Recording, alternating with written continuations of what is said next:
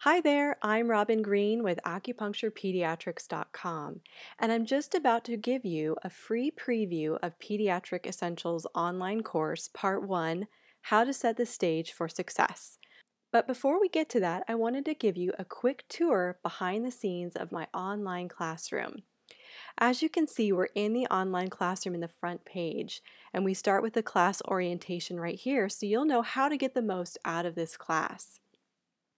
Each tab at the top covers one aspect of the course. When you click on the tab here, you'll be brought to the video and all of its corresponding resources and helpful handouts. So here's our video on physical exam and red flags, and then underneath are several of the PDFs that come along with the recordings, as well as many physical exam videos as I could find that could accurately show you how to do a physical exam. Under these videos, I also have additional helpful handouts. So as you can see, not only do you get my instruction, but you get so much more. I try and make this resource as comprehensive as possible so that you can actually apply everything you learn in this class right away in your practice. One of the most popular features of the class is the online forum where you can ask your questions about course material and relevant pediatric topics. This is a place where myself and my team will answer your questions and mentor you as you gain confidence working with kids. Well, this concludes your tour behind the scenes of Pediatric Essentials online course. And without further ado, here's your video on setting the stage for success. Welcome to Module 1 of Pediatric Essentials online course. This is Part 1, Setting the Stage for Successful Treatment. What you're going to learn in this video today: how to develop your own style working with kids, why your energy is important, my philosophy for working with kids, and how to set the stage for success. Let's talk about developing your own style. I'm going to show you what's worked for me. But there's no right or wrong way to work with kids. So what I really want you to do is to take everything that you learn and discard what isn't useful to you and adapt what you learn to fit your own style of how you work with kids. But no matter what you do, I want you to make sure that you project a calm and confident energy when you're working with the little ones. Why is your energy important? Kids are natural empaths. That means that they readily pick up and read our energy. And what they do is they reflect it back to us. And if you're a parent or you have friends who have kids, you know that when we're having a bad day, if we're frustrated, if we're annoyed or irritated, that energy gets reflected back to us, and the children just seem to have a really bad day too. So it's important that you have an energy practice that allows you to stay grounded and patient and calm and flexible so that when you're working with kids, you can project that calm and confident energy. And you also need to trust that you're not going to hurt kids when you're working on them with acupuncture. And I really want you to believe that kids love acupuncture because they truly, truly do. Kids do love acupuncture. And when my students come and take one of my live classes, they get a chance to observe me working with and treating somewhere between 10 to 15 children.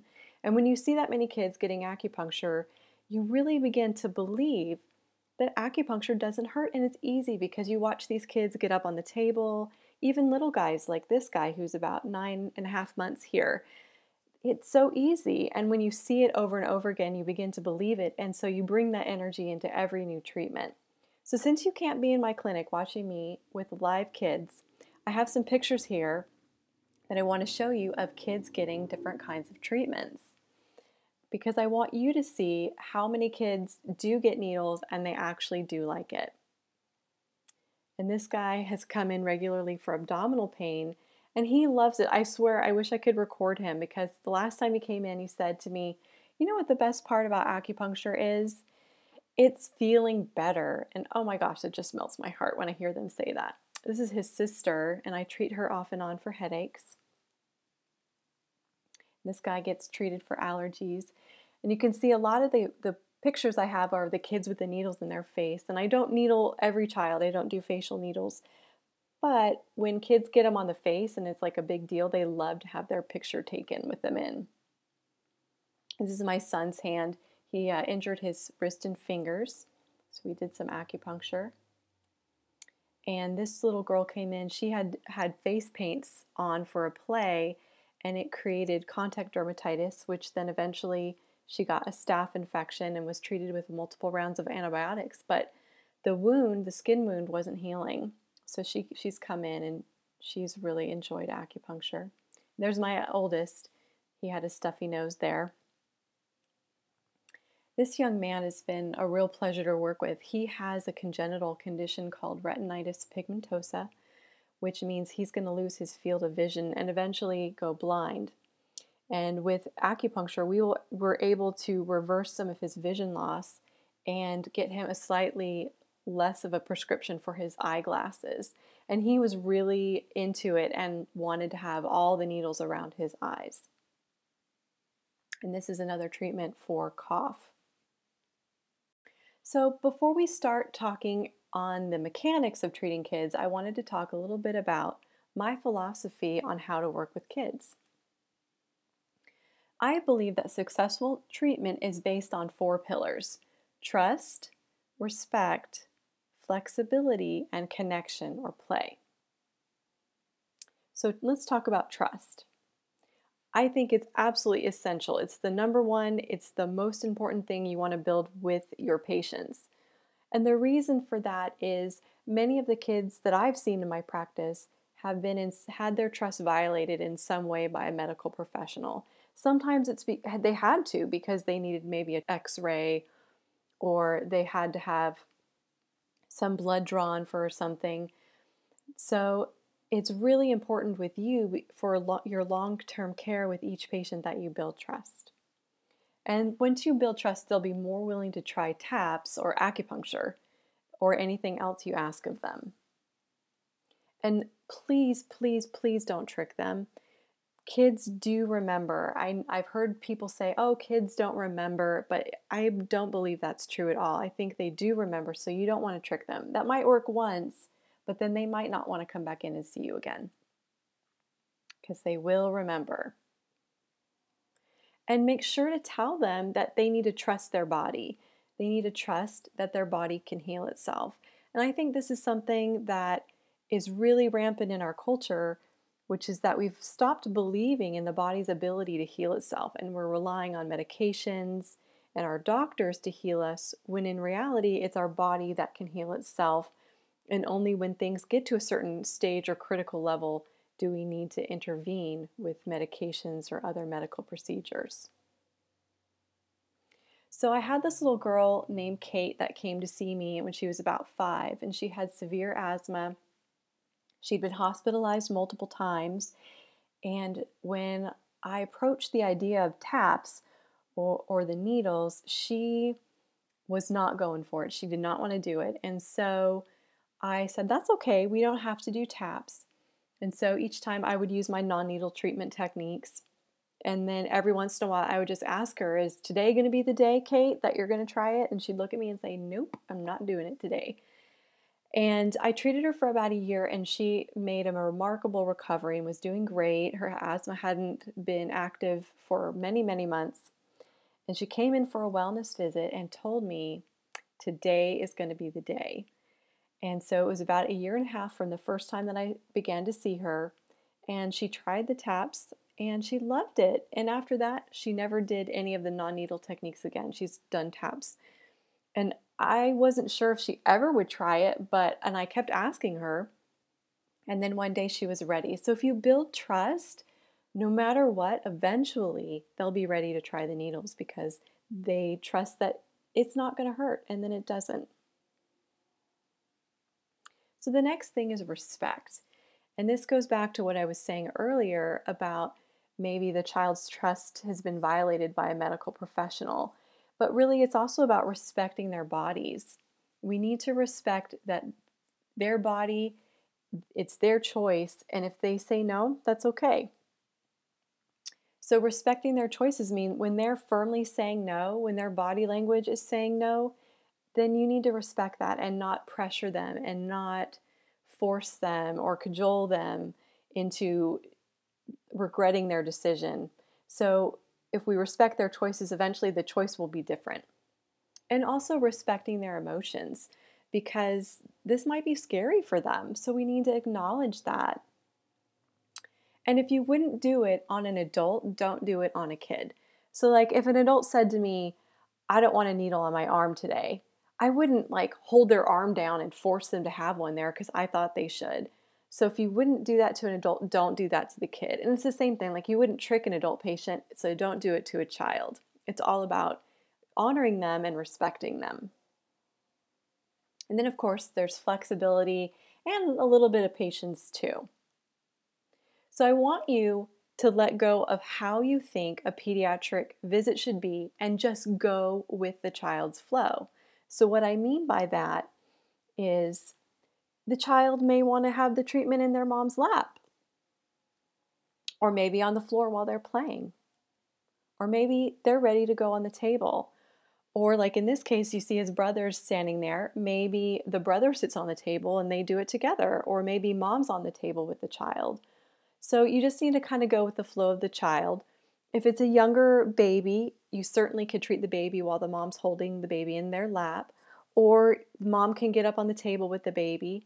But you're honoring where the child's at, you're honoring their emotions, and you're just going to go with their flow so that the treatment is comfortable for them. And then for an older child, you're just going to honor again where they're at. And I've treated children, I have easy chairs in my office, so I might treat them in the easy chair, or I would have them on the table. And you're just going to want to make sure that they're comfortable with where the treatment's being done. And then if what you're doing isn't working, I want you to change it up. You can change the point that you're doing, you can move to a different part of the body, you can change to a different modality. So if you're doing acupuncture needles and that's not working, then change to microcurrent or massage.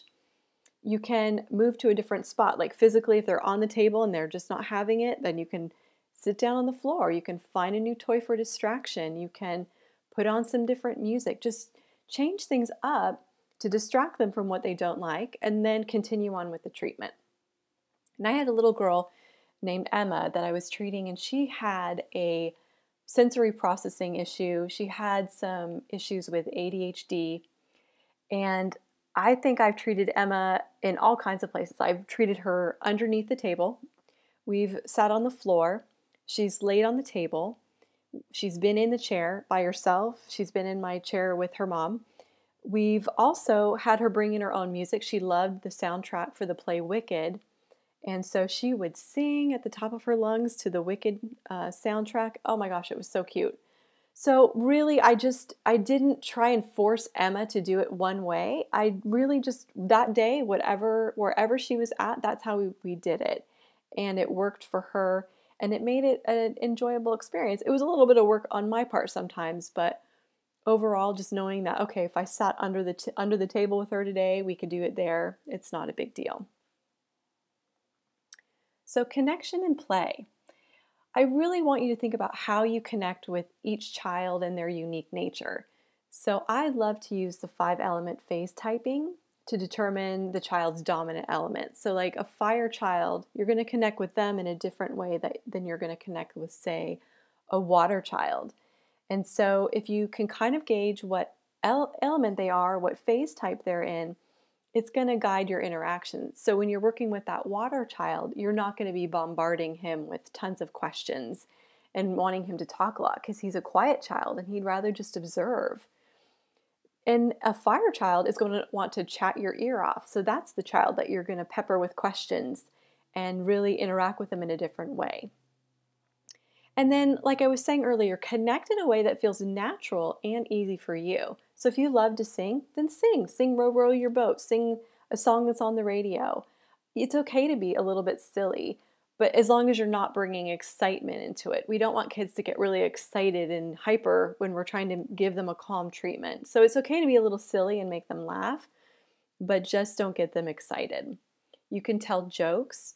You can play with toys. You can draw on your table paper. I love talking to kids. I think they're highly entertaining. I love to see how their minds work. So I love to ask them questions. I love to be a little bit silly with them and just have fun with it. So let's talk about setting the stage for success. It starts with your website, your office, your first contact with the parent, before the visit, how you prepare them, and then how things are upon their arrival, what the feeling of your office is, and then how you greet them. So let's break that down. Your website. So your website should answer these basic questions on your special kids page. And what I mean is your kids acupuncture page is its own separate, unique page on your website, where you'd answer the questions like, can acupuncture help their child? That's the first thing they want to know is, can acupuncture help their child's problem? Is it safe? Which of course we know it is, so you want to reassure them that it's safe and effective.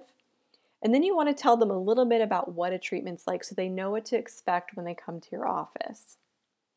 And then you also want to put on there the kind of recommendations you typically make. So if you, like I regularly make dietary changes, I regularly have them do massage. So you want to put stuff like that on your website, again, to set those expectations so when they come in, they know what to expect. And the other thing is, many people are wondering, will children really try acupuncture, and why would they? Like, what makes it easy for them? So you want to put a few tidbits in there about that as well. So that way, when the parents contact you, you'll have answered a lot of their questions before you even talk to them. So you want to make your office kid-friendly. So make sure you have kids' books and magazines in the waiting room. Whatever you put in your waiting room, make sure that it's quiet, because it can get the parents a little stressed if the child is playing with a loud toy.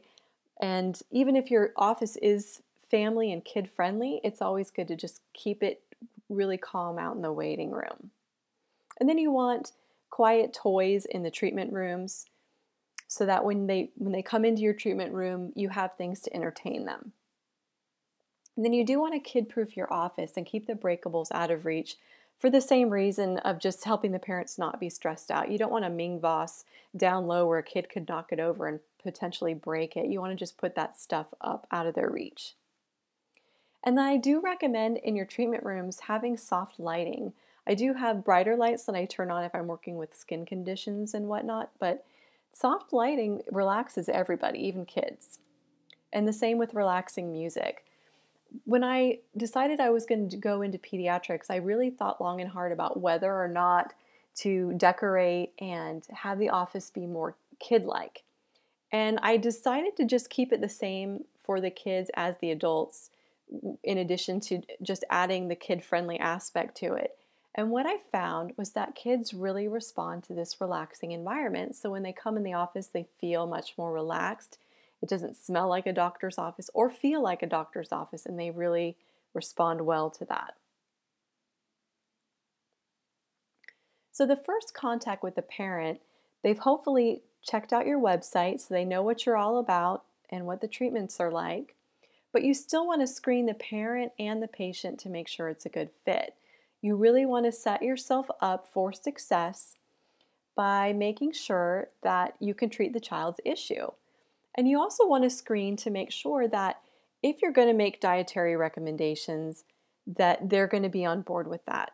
You also want to make sure that both parents are on board with this alternative treatment. It's going to diminish their chances of success if you have recommendations that can be difficult, like going off of gluten or going off of dairy, if one of the parents is not on board. So you really want to check that out in advance. And then you want to set their expectations appropriately. So if they're coming in with their child who has a severe illness and they've been sick for a year, you want to make sure that they understand this isn't going to be just a few treatments and their child will be miraculously healed. Although, of course, we hope that will happen, but it's unlikely.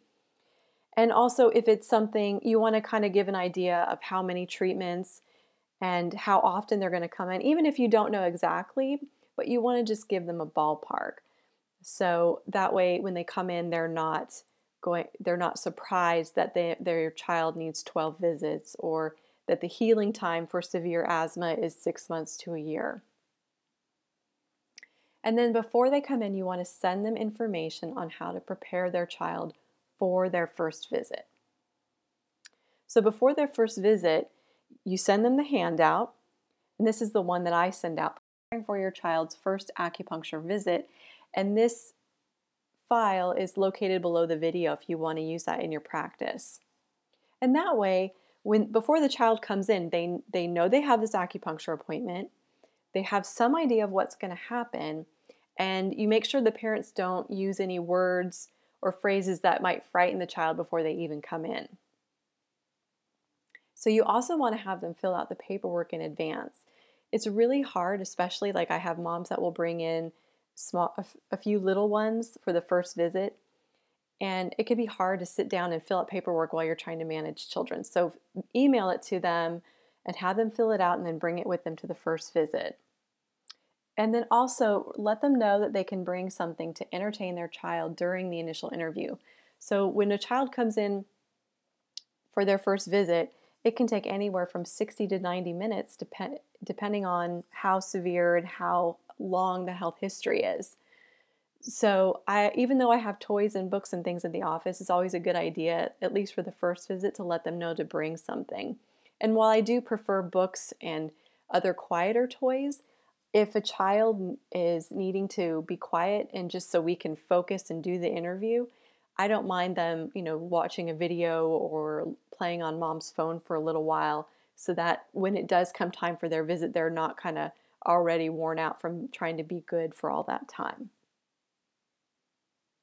So once they arrive for their first visit, you want to again have that relaxing and friendly environment with your low lighting, your nice smells. I spray essential oils in my office, so I usually have geranium rose, and then in like the winter time, I'll spray cinnamon, and then the sounds, your office is quiet, it has relaxing music.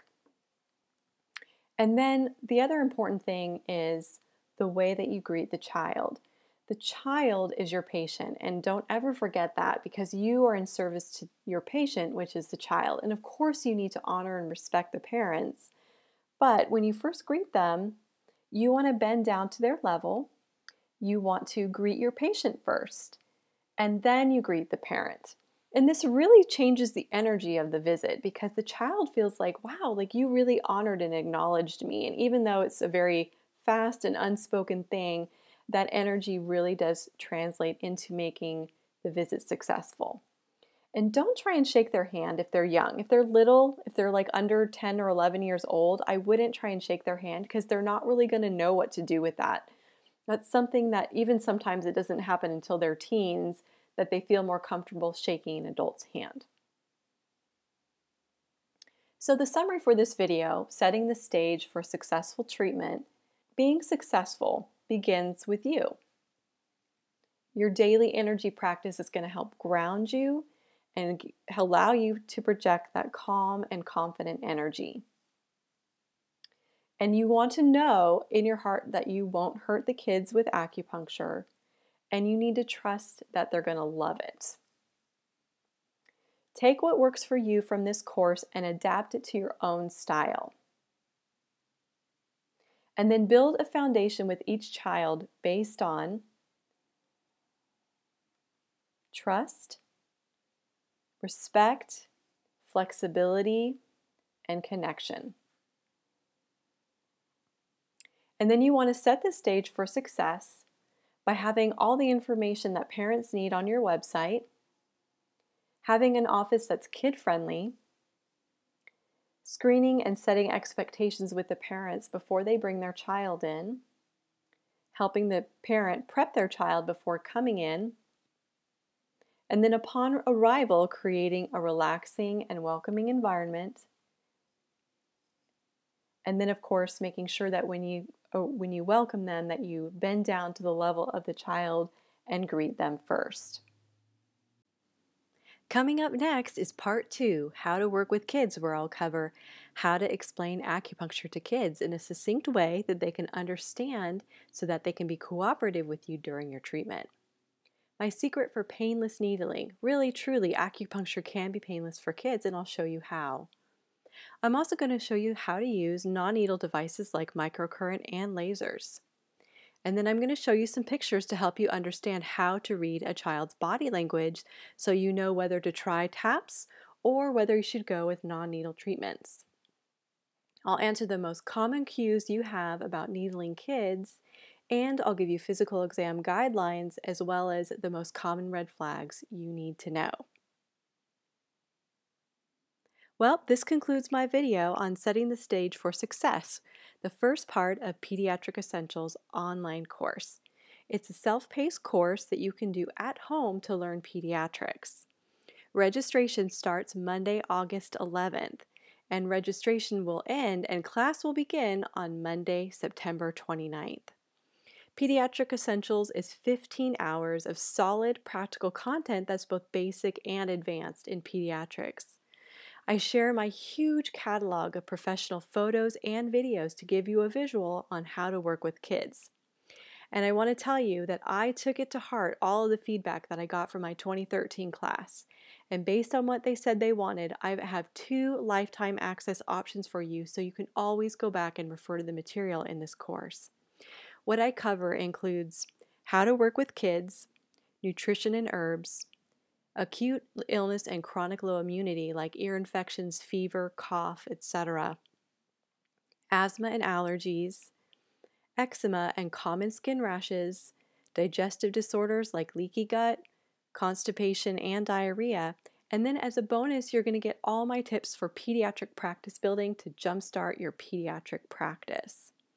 Pediatric Essentials also includes a Q&A forum so you can ask your questions and get guidance from me personally along with my team.